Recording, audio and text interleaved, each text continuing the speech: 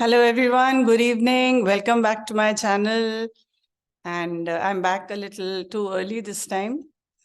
This was because there was somebody's request to, give the ways how to make the children do comprehension passages or attempt comprehension passages.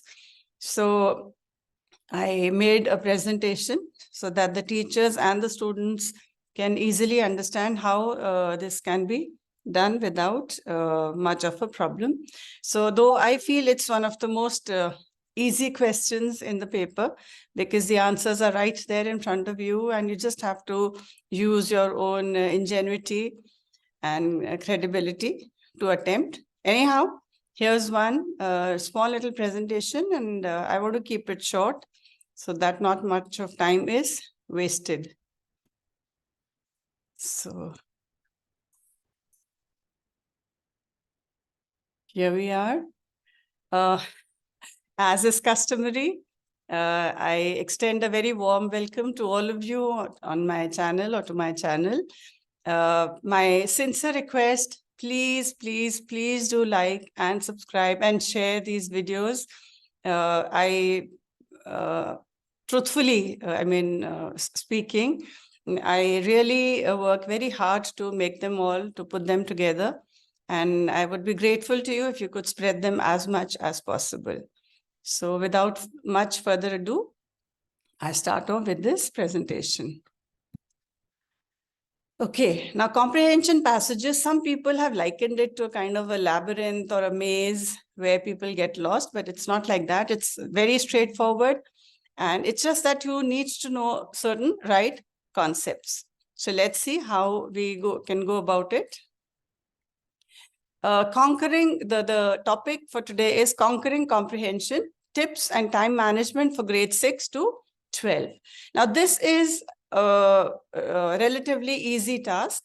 Mastering of comprehension passages and unseen text can be daunting at times, but with clever strategies and mindful time management, students in grades 6 to 12 can ace those tests. It's easy. It's just that you have to understand the nitty-gritties. Okay. So the first one is pre-read the text. One sec. Your pre-read power. I'm sure you can read that. So that's it. Firstly, you read the complete text and then go to the questions. Before diving into the passage, read the questions first. So scan the questions. So this gives you a kind of a roadmap highlighting the key areas to focus while reading. Okay, you can focus on those areas because you know what questions have been asked at the end of the passage.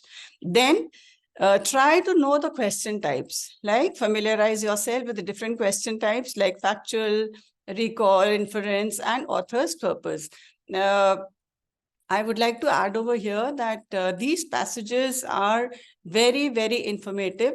So I'll request the teachers to let your students know that a lot of knowledge can be gained through these little excerpts. They seem to be coming from nowhere, but if you seriously look at them, they have a lot of information which they carry. So familiarize yourself with these different question types. And this will help you to adjust your reading approach accordingly. All right. See what are the types of questions, and accordingly, then when you read the passage, you will be able to relate the questions with the passage, and it's going to become a much easier task. Now, become a reading rocker. Okay. Reading and extensive reading is something which I've always tried to propagate. So if you are a reading rocker, you need to do a little bit of active reading. So here, what I'm trying to say is don't simply skim. I mean, just don't go over the facts like you're sort of swimming on the top.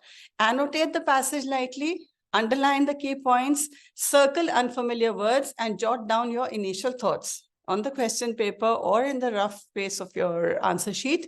Jot down these initial thoughts. So you have to annotate the passage, underline the key points, circle unfamiliar words, because later on you'll have to find out their meanings as per the context in which they have been used. And then also jot down your initial thoughts. Then you have to change your pace. Slow down for tricky sections. I mean, don't rush over the entire thing. See where you need to concentrate and give more time. And for the shorter ones, say fill in the blanks, etc., you can go faster. So that's what here I've mentioned over here. Skim over familiar territory. Things you know, you can go over it quickly. But where you feel you need to understand, go slow. Use your own knowledge to predict upcoming information and save time. Try to relate things, I mean, put two and two together and see what inferences can be made. Then you become the answer ace. I mean, ace the answers, write them in the best possible manner. So what do we have to do for this? We have to hunt for keywords, revisit the questions, and identify the keywords. See the question, see what is being asked, and then identify the keywords, the most important words over there.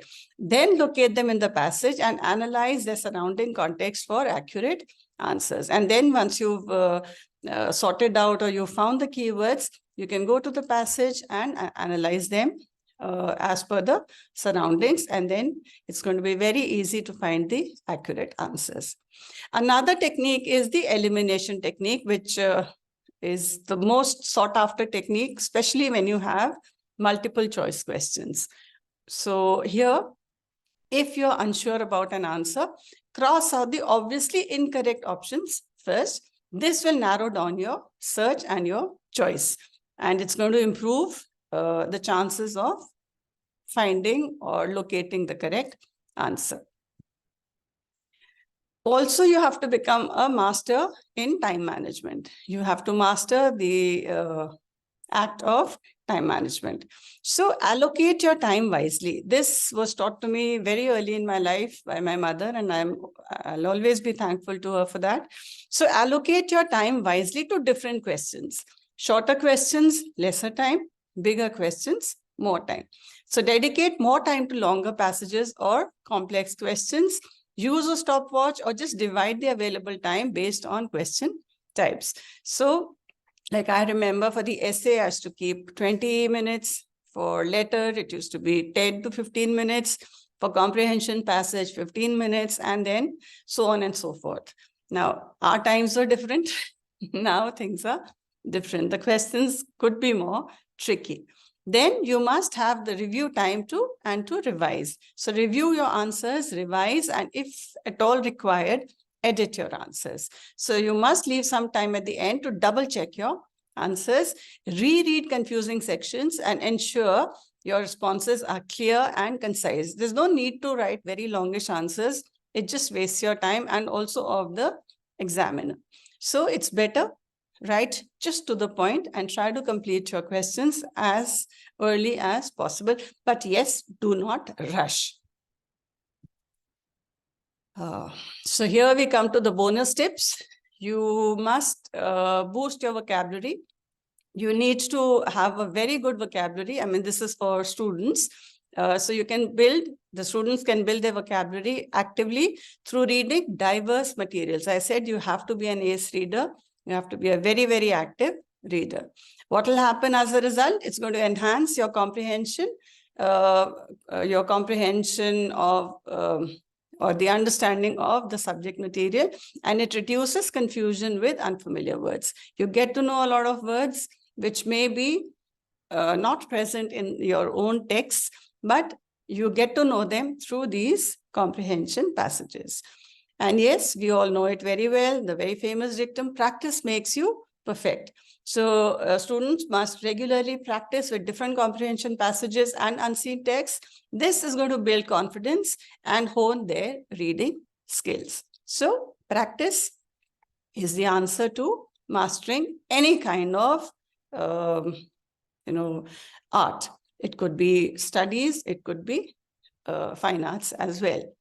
Okay, and also read for pleasure. Do not read for the sake of reading. Do it as a hobby. Be happy when you read something. So develop a genuine love for reading. Engaging with various genres improves overall comprehension and critical thinking skills. Critical thinking skills, very, very important aspect of 21st century studying and teaching.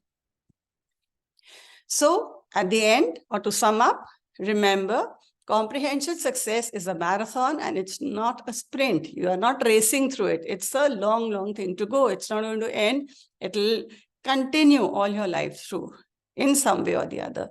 So consistent practice, strategic reading, and effective time management are going to equip you to tackle any passage with a lot of confidence. So become a master, read a lot. Your comprehension powers will increase on their own. They'll always be going up.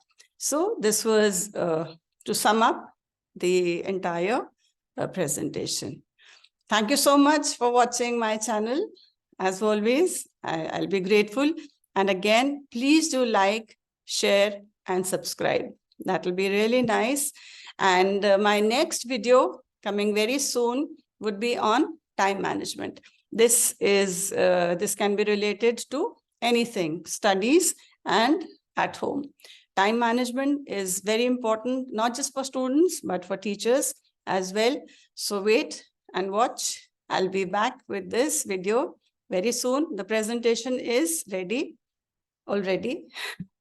So very soon I'll be back with this particular video. Okay, so here we are. And with this, I end today's presentation and the video. Thank you so much for being a part of my channel, and also for liking, and all the new subscribers. Thank you all so very much. So for the time being, it's a goodbye from my end. See you all very soon with time management techniques. Till then, enjoy the winters, stay happy, stay healthy. Bye-bye.